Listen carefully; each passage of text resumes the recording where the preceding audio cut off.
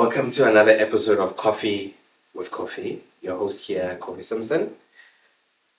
Today, I have decided to fly all the way from Johannesburg to Cape Town to meet an amazing woman who's doing amazing work within the field of psychology, particularly working with men.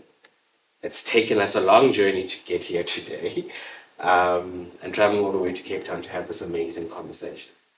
I'd like to introduce my guest, Dr. Shania. Yeah. How are you doing today? I'm doing very well, and thank you, for flying all the way.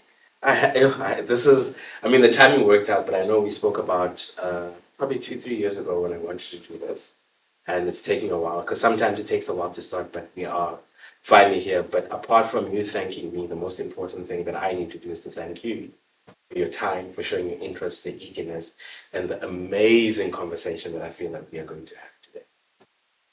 Normally, I start with asking my guests to introduce themselves. So I'm going to ask you to let us get to know you a little better before we get into the juicy and the mess that we'll be talking about today. Yes, so my name is Shahida, Arabic for witness, Okay. and my surname is Jansen, which is my family name. Okay. And I actually started out my work life as a nurse. Oh, okay. Yes, as a nursing sister. And I then studied part-time through UNISA. Eventually, I completed my undergrad honors and then left Cape Town in psychology. Okay, so you're born in Johannesburg? No, I'm a born and Okay. Cape Townian, specifically from the Cape Flats. Okay. So I also have that Kasi, that I very much see myself as a lower working class. So that's my background. I'm one of 9 children, so a big family. Which number are you? I'm the firstborn. Okay. So I've got 4 brothers and 4 sisters. And then eventually I I left nursing and I left Cape Town. I was accepted to do my master's in Johannesburg at UNISA's main campus in Pretoria, because you can't do your master's part-time. Okay, yeah. I was completing my undergraduate, and my honors. I was completing that part-time while working. Okay. And when I got accepted into the master's, I had to fly, I had to leave Cape Town. And I think my stay in Gauteng was extremely valuable, important. I think all Cape Townians need to go to Gauteng. That's like it was just we need to explore a little bit because Cape Townians love Cape Town. And once they grow up here, it's a challenge to leave this amazing city, which I love. I loved Gauteng, I must tell you. I fell in love with Joburg. I loved there was a cosmopolitanness about Joburg, that I really loved. Yes, and then, when I came back from Gauteng, back to Cape Town, that was now after about 5 years, I was a qualified clinical psychologist, but I was unhappy with being a psychologist, okay? And I then began to work as a researcher at UCT, and that's where I got involved in health program development. Okay. So my unhappiness with psychology, I think, then perhaps is what eventually led me to innovate kind of psychology that I felt I would like to see and I would like to practice. So when I then accepted the position as the manager of a counseling center at UWC, the Student Counseling Center, which was an HPCSA accredited internship site, which means that not only was I responsible for supervising psychologists, interns, but I also was responsible for the training of interns and to ensure that they eventually register. or the HPCSA.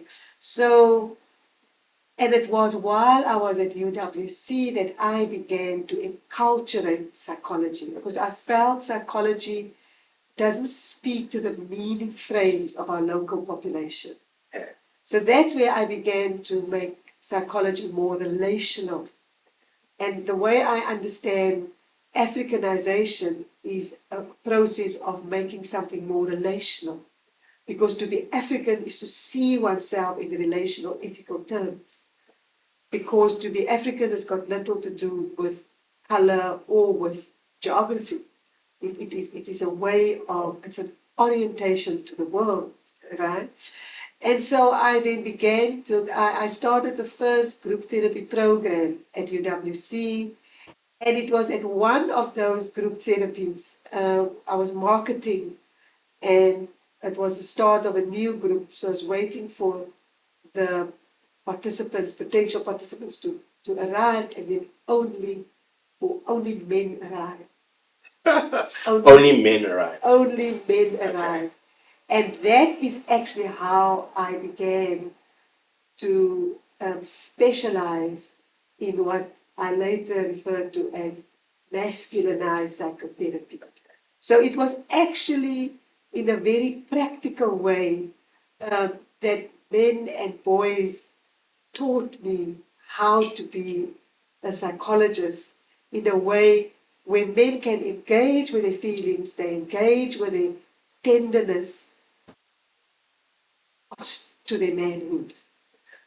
And so that's how I think over many, many years, I just, learned, because in my own training in the curriculum of the psychology training, there was not, I did not get a single course, a single lecture on masculinity.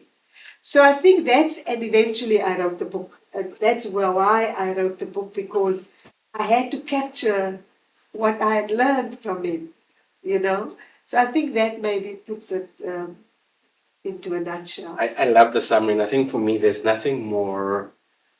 I think we live in a different world now, but there's nothing for me that's more exciting than how people have a slow start in life because of circumstances.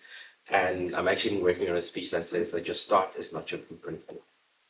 So I must commend you on obviously starting from a nursing perspective and finding your way part-time through working and finding your purpose in life as a psychologist and as a doctor. I don't know if you're a kid, you'll be able to say, one day I'm going to have a PhD. Was that ever a dream? Or No. And those were realities that some of our parents could not necessarily live and have. But I guess now the world is changing where, so many of these dynamics. So I would like to firstly congratulate you on your achievement, your pathway, and what you have done for yourself and the impact that you are doing. So my PhD was on the emotional experiences of participants of men's groups. And that's where I had to do a deep dive into what are emotions. Okay. And are men and women really different emotionally? Because everybody has a lot to say, Okay. People say men don't feel. And so my PhD was supervised by Professor Kopano Ratele, who is a masculinity specialist. Okay. Supervised that PhD, and so the PhD itself, I think I need to revisit maybe and see if it can be published, because it's obviously PhDs are unpublished works.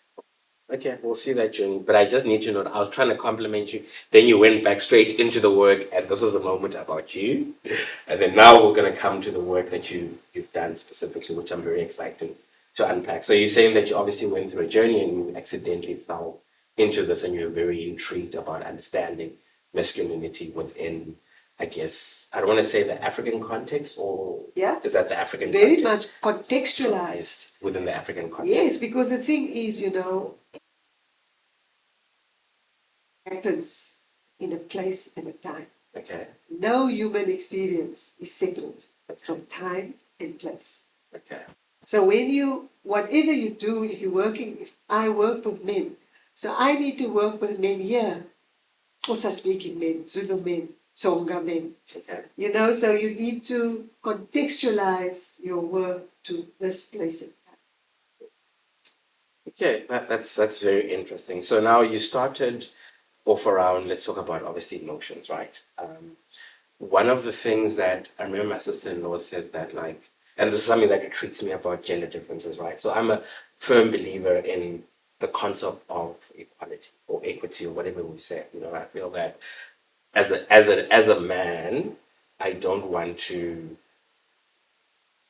exhibit the behaviors that some of the negative behaviors of some men that have come before me, you know, whether or not whatever context around, and try and be closer towards the imperfect me, you know. So I'm all about let's just be equal, let's get together.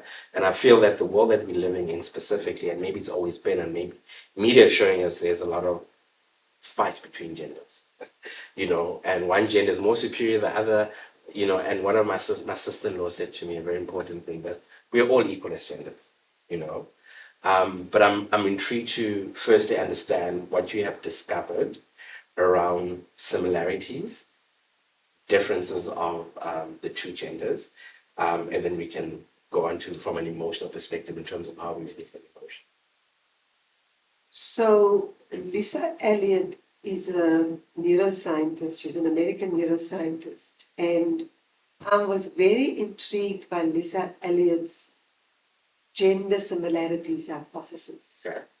So what Lisa Elliott says is that men and women are actually about probably 99% similar. Serious, 99%. Okay. If you think of it even genetically, Okay.